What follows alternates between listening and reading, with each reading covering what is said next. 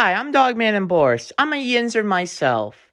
Now, I've watched a lot of Pittsburgh sports in 2023, but specifically the Pittsburgh Pirates. Now, the Pittsburgh Pirates has their highs and lows. I was great at their highs and, well, mad and sad at their lows. Because, well, I'm a yinzer. Yeah. Anyways, I'm gonna explain the 2023 Pittsburgh Pirates downfall. Are you with me? Or are you not? Anyways, so the 2023 Pittsburgh Pirates. We got Austin Hedges, G-Man Choi, Carlos Santana, and a couple more. So, yeah. Season we might not lose 100 games, but we might lose 100 games. That's what I was thinking. But then the season started out 20-8. I'm like, oh, there might be a shot. Then injuries started to happen, especially the O'Neal Cruz injury. And as soon as the O'Neal Cruz injury happened, it took a turn for the worse. 7 straight losses, more losses to come. Of course, we would still be winning, but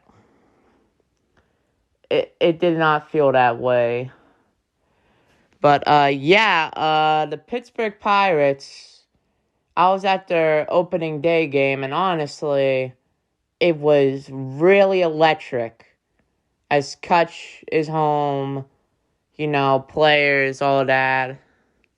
I thought, it could be a win. And it was. And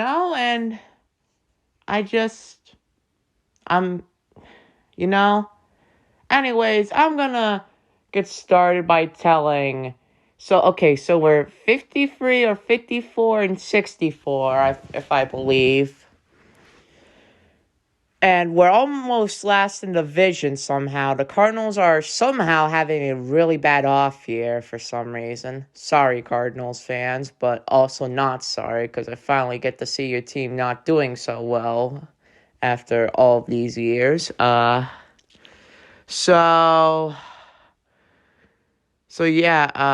me talk about coaching first. This has been the main culprit for basically our downfall besides injuries. Derek Shelton, he was a part of the 20-8 record that was previously mentioned, and they handed him out a 4-year extension, which now looking back at it looks really bad. Like, it looks really bad.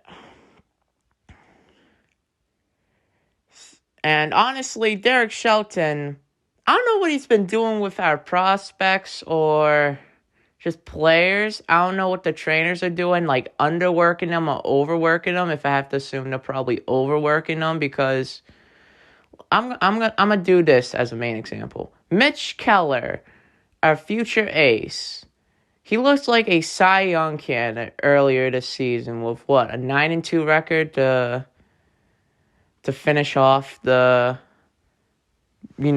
the All-Star break. And right now, he's at 9-7, 9-8.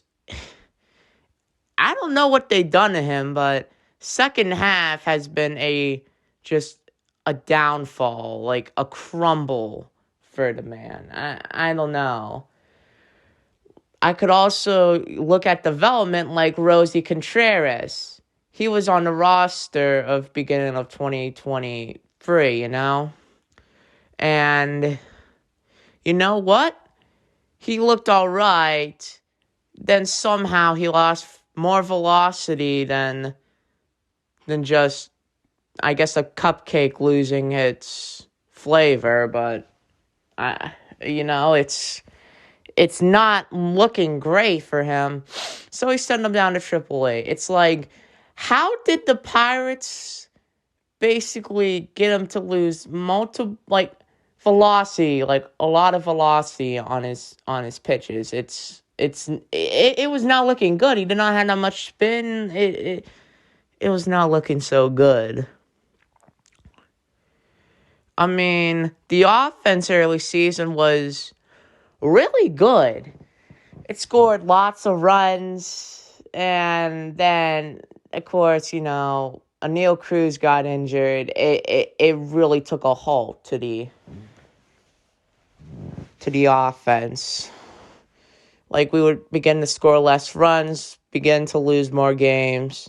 Not to mention, on that 7-game losing streak, we were outscored 44-9. Yes, 44-9. That was not acceptable, but it's the Pirates. What you expect? But yeah. Also in 2023, we began to bring up the prospects. Andy Rodriguez that we acquired from the Mets in that Joe Musgrove deal, which was a freeway trade. And honestly, throughout his like little, because it's not a full season, but throughout his appearances, his bat looks 10 times better than the guy I'm going to mention today, and he has a really strong arm, I'd say.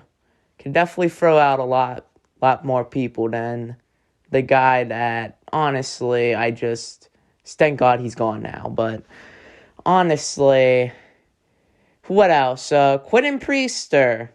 I mean, his first appearance was looking good. Then it just turned into a dumpster fire after 4-ish innings. But honestly, I say he recovered, but man, they really do need to develop him at least a little bit more. What else? Who am I thinking? Henry Davis. He was supposed to be a catcher, which some people might think it's controversial, but I think he's all right for the outfield. He has the arm, and if he, gets taught a lot more about outfield, I say he'll be a really good outfielder. I mean, if you look at catchers from the past, like some players did convert. You get the point. They convert to other positions. They convert. Yeah, you get the point. I'm struggling here, but they did convert a catcher to maybe a second baseman. I mean, wasn't Jordy Mercer like a catcher? Am I correct? Then he switched to shortstop, if I'm correct. Yeah, like that. Who else was young on this team? Peggy or Oliver Peregro. I mean, he's doing all right, He's doing fine. Who else is in this system? That's like the very few examples. But again, as I'm going to do this, so for playoff perspective, we're not going to make the playoffs this year, obviously. It was a big collapse, I say. But how long do I think the Pirates will get to playoff contention? I'm thinking a little bit to next season to 2026, I think we can have playoff success and continue that playoff success, I say, a little bit later from like 2024 to, later on, I guess. I mean, we have the prospects. I mean, if you look at our amazing farm system, we got Paul Skeens, who could be brought up by maybe the end of the year, but probably unlikely. But I say we could probably bring him up next season. We got Anthony Solamento. We got Tamar Johnson. I mean, we got a bunch of players in the top 100 that can be really useful. But yeah, the impact players, I say, for 2023, Brian Reynolds, even though after we signed his contract, he had I say probably like a 20-ish, 15-ish game slump. he's back to his form. I mean, last night in the doubleheader, he did score 2 home runs. So even though it's a loss, so I say, yeah, that's not really great. I mean, hey, 2 home runs, I take it. He's back to his form. Brian Hayes, throughout his slumps and his highs, he's so far in like the middle. I mean, for the past couple of games, he's been swinging at dingers. He's got on base. He's got RBIs. I say he's developing all right. Let's just hope he doesn't get another back injury because he already had 2 this past season, which were back to back. Andrew McCutchen can be at worth a really good, player at times. I mean, he could still swing dingers. He could still get on base. I mean, I don't even know how much he's walked. I mean, he's walked a lot. I don't know why pitchers would walk the old man, but I mean, hey, in my opinion, I think he's still a threat and a really good Pirates player when on the team. But yeah, as I'm gonna explain. So yeah, on to what I'm thinking I'm gonna explain next is injuries. As I said earlier, O'Neal Cruz, which was basically probably the downfall of the team, got injured. He's expected to be coming back the next few weeks. Vince Felquez, he was out for the season because of the shoulder injury, which honestly, Vince Felquez was doing relatively all right as a Pirate pitcher, Of course, Keybry was involved with injuries. Andrew McCutchen. This team was kind of riddled with injuries, I'm not going to lie, but... And yes, I know I'm rambling probably way too much, but, it's sad. But yeah, also let's go back to the playoff perspective. So I think one of the very few reasons we can get to the playoffs is we have to clean house. Derek Shelton, I don't know how many times he's made wrong decisions ever since he's got that extension, honestly. I mean, a couple days ago, he put in Bednar in the 9th, even though he's threw 57 pitches the past week of that game.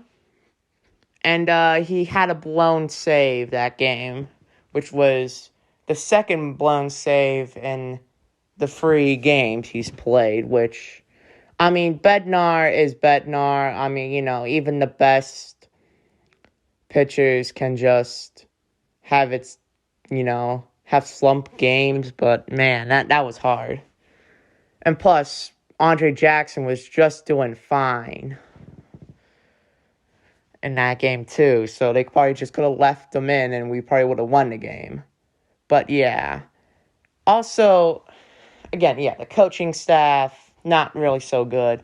The coaching staff, not everything's about the coaching staff, Players usually sometimes might have something to do with it. But, some games can just... How is it blown? Earlier in the year, we were playing the Dodgers at home. We were up 7-1, and I think we lost, 9 or 8-7. It was a collapse. Or that one game where a guy I'm going to mention about right now, Austin Hedges, hit his only home run as a Pirate, which we were up big, then we collapsed. I don't know. I get it, the pitching, but, come on, man. You cannot just lose that game like that. But also, speaking of losing, the bullpen. We are overusing the bullpen. We're using the same guys like Dari, Bednar, all of those guys. They're being constantly used. Get a different pitcher in. I get it. You're overused. The Pirates, they're used to ruining some players. Roe Crow when he was a national. He was all right. Then they used him for a lot of innings, and yeah, he was not doing too well, but as a Pirate, and that's why we designated him for assignment. But yeah, it sucks, but we're the Pirates. It's almost predictable how much wins we could get. It's like here's an example of the Pirates being a Pirates. We could sweep a good team, then we could lose to the Oakland A's in a series. I swear, look at countless examples on their schedule this year. They could win a series against the Dodgers at home, then they could lose a series to the worst team in baseball, the Oakland A's. I'm not even kidding. Just look at our schedule on ESPN, and it's right there in front of you eyes. We lost a series to the Oakland A's. It's not looking good, but anyways, I think this team has potential to maybe get a World Series in the future if we clean house on coaching. And you know what? I'll be fine if we get a new GM too. I think our GM's all right so far, but I mean, hey, I wouldn't be mad if we clean house on him too. So you know what? Yeah, that's just like my perspective on the 2023 Pittsburgh Pirates. It's a rough season for Buccos fans, but at least you can enjoy those 28 games that we had where we looked something. Like, we looked like we could be something. Turns out, we might have 75, 76 wins, but you know what? I take it. I take 75, 76 wins. I mean, that's basically, all right in Pirate standards. Not in Dodger standards, all right, but in Pirate standards, I say it's really good. But yeah, this franchise, man, it's hard to watch. I mean, the 70s were their decade, but whatever.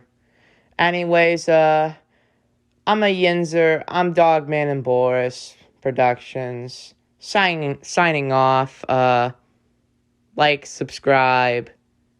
I don't know if this will be a comic section or not, but whatever.